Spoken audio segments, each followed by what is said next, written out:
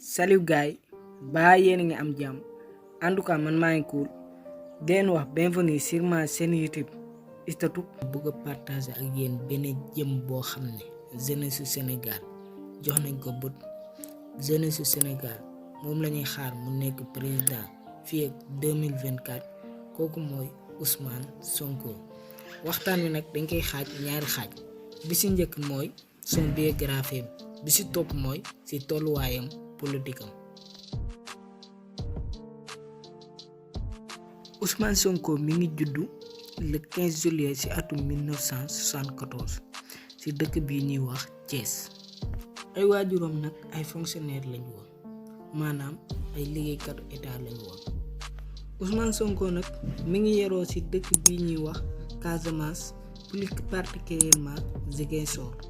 ginnaaw bi mu amee baccalauréat wam foofee sa Ziguinchor ci la demee dëkk bii di Saint-Louis ci université Gaston Berger. ci université Gaston Berger boobu nag fa la amee maîtrise en droit public ci atum 1999. ginnaaw bi mu amee maîtrise en droit public ci la demee ci école administration nationale du Sénégal ñu gën kaa xam ci ENA. Ousmane Sonko mooy génn école nationale d'administration ñu gën kaa xam ci ENA avec un diplôme section impôts et domaines. ci la duggee ci l'administration ci lañ ko nommé mu nekk directeur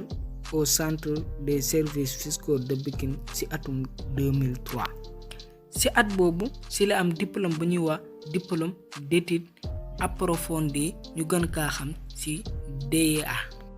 en finance publique et fiscalité mi ngi ko amee ci université Cheikh Anta Diop. nekkoon na aussi titulaire du master 2 en gestion et finances publiques de l'Institut supérieur de finance et également am na doctorat en droit public économique et fiscalité ci université Jean Moulin Lyon. Ousmane Sonko nag mi ngi tàmbalee ab carrière am foofee sa impôts et domaines moo fa nekkoon nag chef vérificateur fiscal foofee sa impôts et domaines. ginnaaw bi mu defee 3 ans foofee sa impôts et domaines ci la créé benn syndicat bu ñuy wax syndicat autonome des agents impôts et domaines ñu koy abrégé ci SAID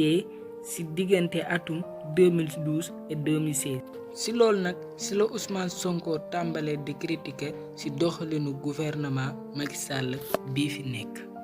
moom Ousmane Sonko mi ngi doon accuser gouvernement Macky Sall état d'anomalie fiscalité et budgétaire loolu tax Macky Sall jël décision ne day rajo Ousmane Sonko ci lu teguwul ci yoon. décret numéro 2016-1239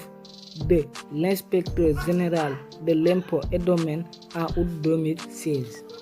à quelle raison lu tax ñu war a dàqu Ousmane Sonko mooy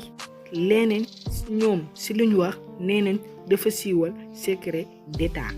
ba presse yu bari defoo su ay débat di ko ñaaw.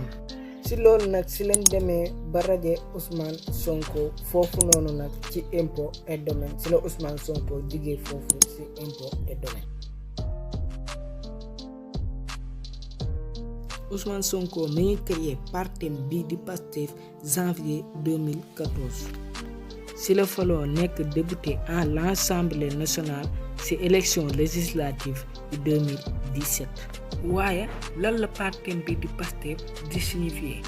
Pastef mi ngi signifier Parti africain du Sénégal pour travail, l'éthique et la fraternité. kon gars yi loolu moo nekkoon première partie bi di leen wax ngeen abonné et like sur ma chaîne YouTube Statou. lii moo nekkoon nag première partie bi la réaction Sonko après son radiation. ci réseaux sociaux yi moo xam ci téléphone beeg yooyu mënuma koo absorber moo tax sax damay jéggalu ndax ay milliers messages ñu ngi suñu page Facebook wala ci WhatsApp wala ci leneen wala SMS yoo xam ne mënuñu koo tontu pour le moment du ñàkk yéeg mais peut-être jot bi mooy gàtt. donc su ma naree nekk fii di lim du ma ci génn mais mboolem Sénégalais yi moo xam ñi nekk ci ay kuréel politique wala ay syndicat wala ay mouvement citoyen wala organisation de défense des droits de l'homme yi moo xam kilifa diine yi xale yi ñëpp mbedd mi sax soo fi dox dama am léegi kersa ci dox ci mbedd mi ndax systématiquement nit ñi dañ lay dogaale apporter le seen soutien wax dëggal ni ñoo ngi yow ci xeex bi ñuy xeex ñun passé pour réew mi pour askan bi loolu amul pay te daf ñoo gën a dëgëral ñun ci lii ñu nekk mooy xeex wi gannaaw yàlla lenn mënuñu tere ñu yegg pousse ko ba fu mu war a yegg nouvelle bi nag pour le moment nouvelle amagul ndax ba fii may toog di wax ak yow jotaguma man notification wu décret xam nga décret radiation acte individuel la acte réglementaire à caractère individuel la qui fait grief contre une personne donc kooku man lañ ko waroon njëkk a notifier balaa ñu koy wax kenn mais ñoom def nañu gaawantu jox ko presse bi ba tey ji jotuma ko gaawantu nañ jox ko presse bi ci paraxe boo xam ne signature rekk sax moo ci nekk cachet amu ci dara amu ci xaw ma lan lañ doon njëkkanteel ba tax loolu am ba ni ma toll nii man décret bi gisaguma ko ndax man du ma dem télécharger décret ci presse donc comme bi ñu dooree mbir mi ba léegi étape bu ñu mës a toll dañoo yónni huissier mu ñëw fekk ma sama bureau ne ma dama lay notifier suspension ñu toogaat tuuti ñu yónniwaat huissier mu ñëw fekk ma sama kër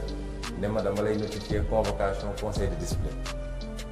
waaye bii ba tey jii ba toog jotaguma amaana nag balaa semaine bi di jeex dina yegg si xam naa yoon bee gudd rek mais tant que jotuma ko man te loolu ci cadre yoon laay wax ci cadre droit considéré wu ma ni man am na acte bu ma concerné ndax état moo amatul Sénégal administration ndax administration dafa am lu muy doxee.